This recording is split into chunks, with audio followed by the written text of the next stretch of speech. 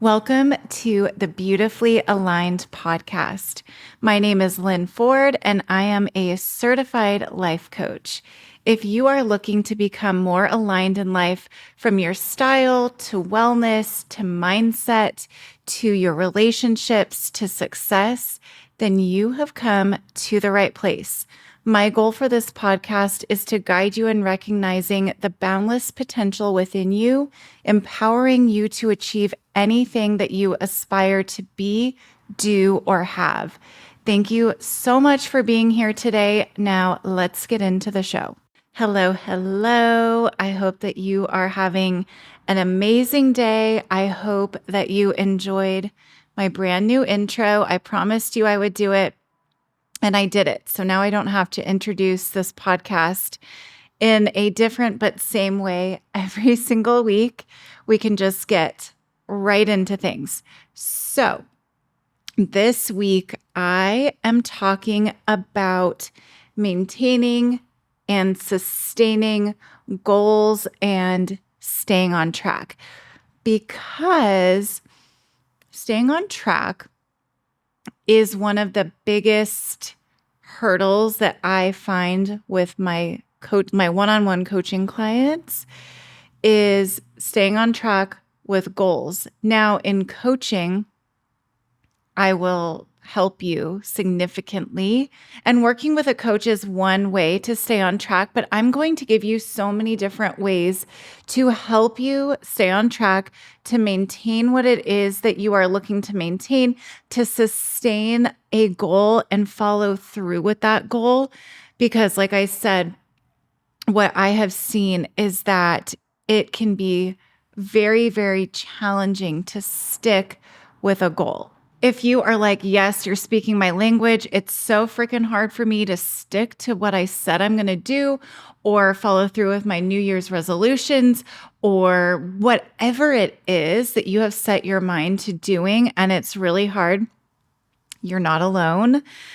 And I'm going to give you a little stat. So in terms of New Year's resolutions, researchers found that only 9% of Americans that make resolutions and goals for themselves actually see them to completion.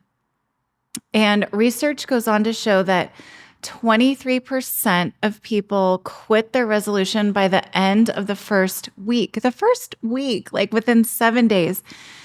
And 43% quit by the end of January. So if this is you, please don't beat yourself up. This is just what it is. But today I'm going to give you tools, tips, resources, all of the things to help you stay on track. Before we get into all of this staying on track tips and sustainability and maintaining your goal, I just want to touch on the kind of goal that I encourage you and what I encourage my clients to make when they are creating goals for themselves. And when I work one-on-one with clients, I am not the one developing these goals by any means. It is the client who's coming up with the goals, but I will help you and guide you. And I really encourage you to set kind of a unreasonable, big, huge, extraordinary goal. And no, that's not to set you up for failure. It's in fact the exact opposite. The goal is to change you, your mindset, your image in the best way possible. And just defining it as an extraordinary goal will help you do that. So the purpose of setting this big, quote unquote, unreasonable or extraordinary goal is really to grow you as a human and transform how you see yourself, because that ultimately, how you see yourself, is the most important thing. It's more important than how others see you, what you think others think of you. And yes, it's big. It should maybe scare you a little bit. Those are the best goals when it scares you a little bit, and you will prove yourself right if you follow my tips that I have for you today. First tip is when you have this big, huge, extraordinary goal, it might feel exciting, it might feel impossible or scary. And like I said, that's good. But what you want to do to make it achievable is say you're feeling really overwhelmed. It's this big goal and you're like, okay, well, I have this goal. How am I going to do it? I encourage you to set markers for like within the goal. So what I mean by that is accomplishing smaller tasks that will then motivate you to move on to the next task to complete your journey just to see how far that you're going each day. So think of these tasks like little stepping stones, and you can calendar them out. You can write a to-do list, however you want to organize these smaller tasks. Do that.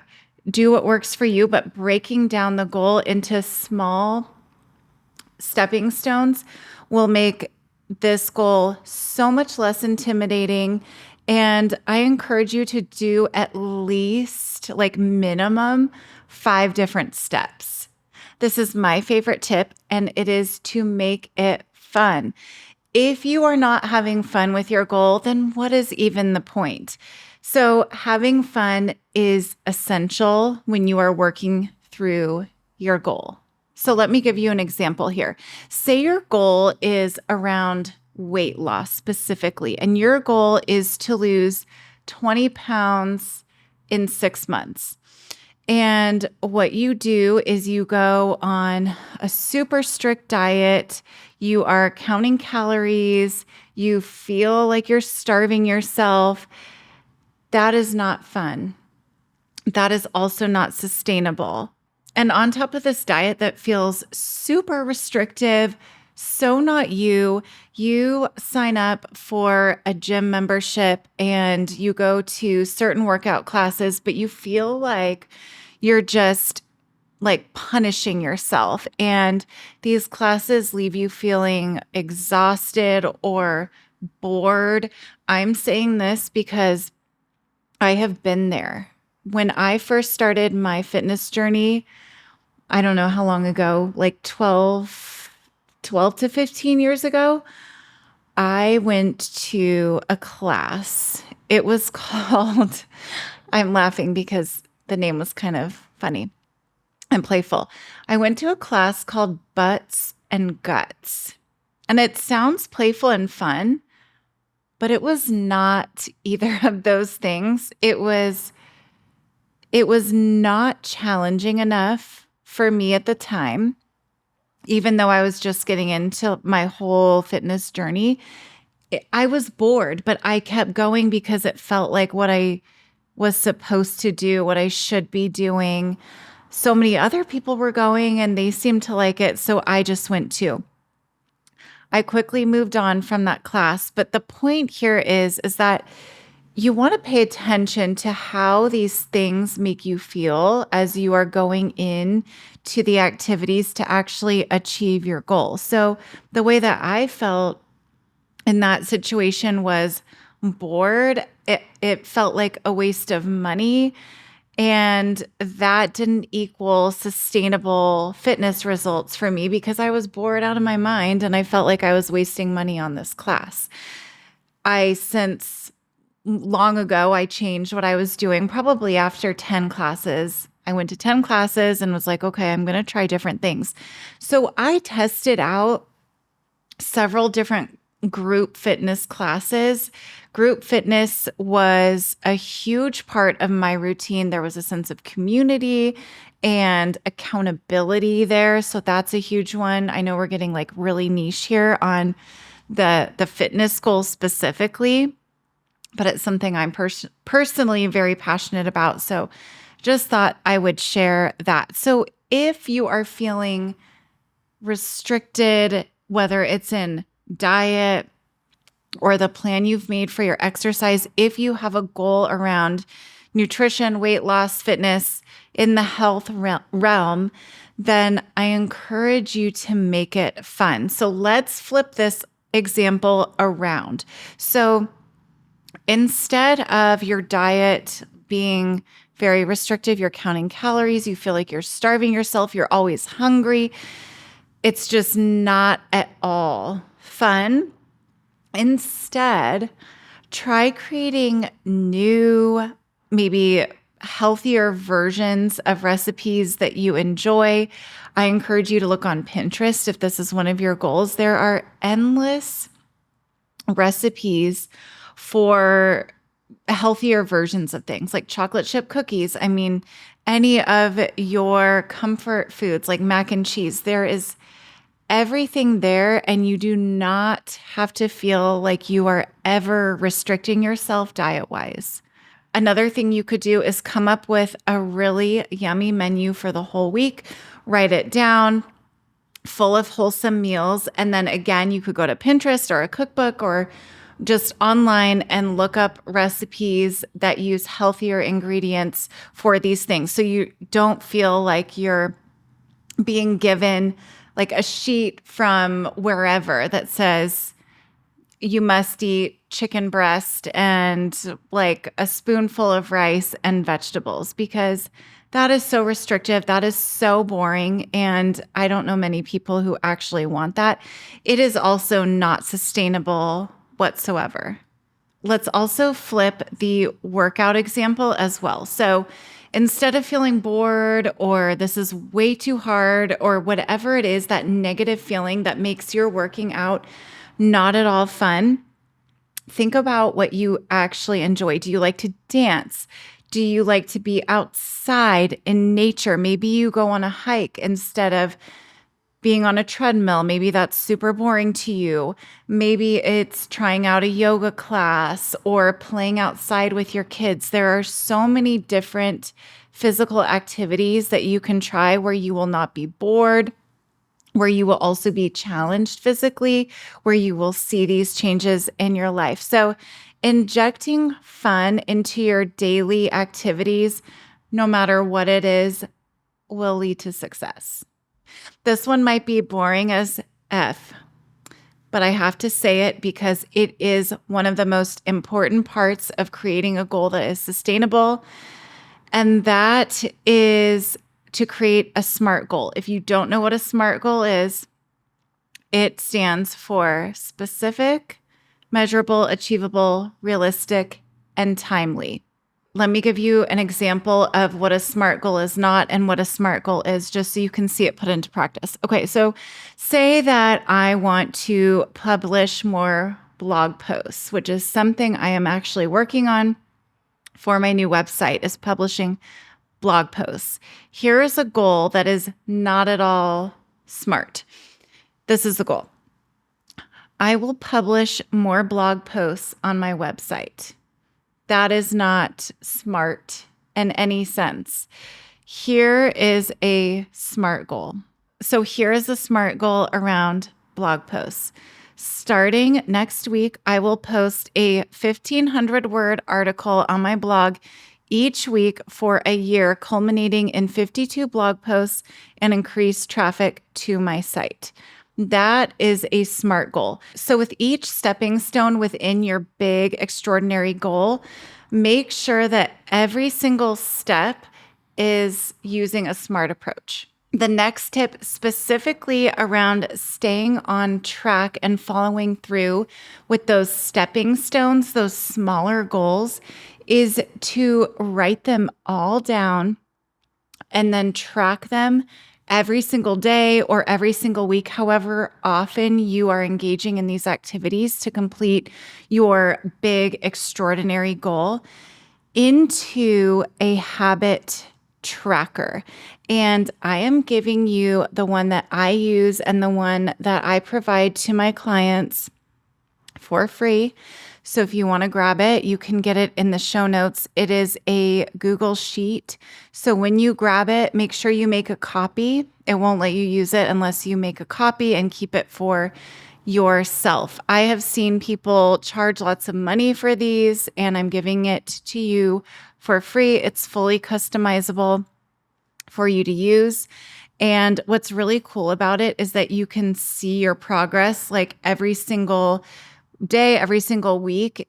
You will see this graph that appears. So over time, you can see what you've actually achieved, which I find myself to be so helpful just to see it like physically, like, wow, this is an upward trajectory.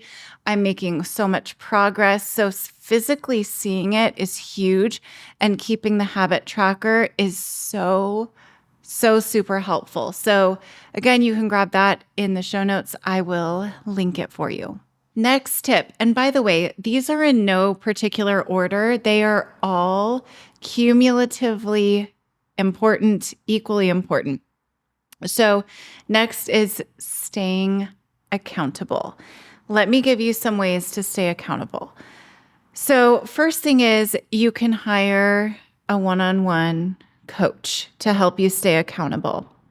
That is something that I do. You can hire me. I have a couple of spots right now in this moment. So if you are listening to this in the spring of 2024, feel free to reach out to me.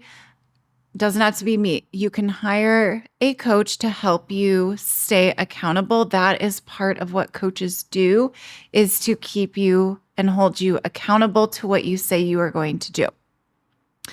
You could buddy up with a family member. Say you have a family member who has a similar goal. You could buddy up with them. Maybe it's around a fitness goal and you could go to the gym with them. And you set a time to go each day, and you have to, or you feel like staying accountable and meeting that family member or friend at the gym is going to keep you going. So think about people who might have similar goals to you and talk to them, ask them if they would like an accountability partner. It is one of the best ways to stay on track. When you stay accountable to a certain person, or maybe it's a group of people, you will be so much less likely to make excuses. You will go, you will do the thing that you said you would do, especially if you're in that buddy system, or you have an upcoming meeting with your coach or with your accountability partner to get the shit done that you said you were going to do the previous week, the previous day, or whatever schedule you are on to meet with that person. So accountability banishes those nasty little excuses right in the ass. Last but certainly not least, and this is one of my favorites, is to celebrate your wins, not just once you've accomplished this huge goal you've set for yourself, but actually celebrating this, accomplishing the small stepping stones that you've taken so far, because celebrating the small wins will help motivate you to get to this big, extraordinary goal. Celebrating is such an essential element to staying on track, for having that sense of accomplishment. And like I said, to motivate you to move on to the next step, because you'll continue, hopefully, to celebrate each small step that you accomplish. But it's also about more than just motivation. It's also about hacking your brain's reward system. What do I mean by that? So the regions of your brain that make up the quote unquote reward system use the neurotransmitter dopamine. You've probably heard of dopamine, like the happy drug, to communicate reward signals. And dopamine producing neurons feel good. They're the happy little drugs that we get, natural drugs. And they motivate us to keep going to obtain the goals that we've set for ourselves. So some ideas to celebrate your wins. These don't have to cost you any money. They totally can, but I'm going to give you a few ideas. So I personally don't have an Apple Watch, but I know that on the Apple Watch, specifically around fitness, like once you've hit a certain goal, say to take 3,000 steps in a day, it will give you like the celebratory emoji and confetti will go off. At least I think that's what can happen on the Apple Watch. So setting that up, that makes you feel good. or maybe a celebratory dinner at the end of the week to celebrate all of those small wins that you have achieved within that week. That's a great one, is going out for dinner or even getting takeout, like your favorite takeout. That's one of my favorite things to do. Or sending yourself flowers. Another idea would be around the fitness goal. Clearly, I like to talk about fitness. I personally am a fitness lover. Is maybe you buy yourself a new outfit to celebrate 3 days in a row of working out, or a week or 2 weeks, or whatever that milestone is for you. Is go buy yourself a cute workout outfit. That's motivating in and of itself to keep you going. So think of ways that will help you celebrate. What do you enjoy? What do you like? What items will you really enjoy? And what will help you move forward to the next step? Those are my very best tips. I hope that you enjoyed this episode. If you did, I would be so grateful if you would share it with somebody who you think might find it useful. So please do that if you are enjoying this show. And with that, I will chat with you next week. Bye.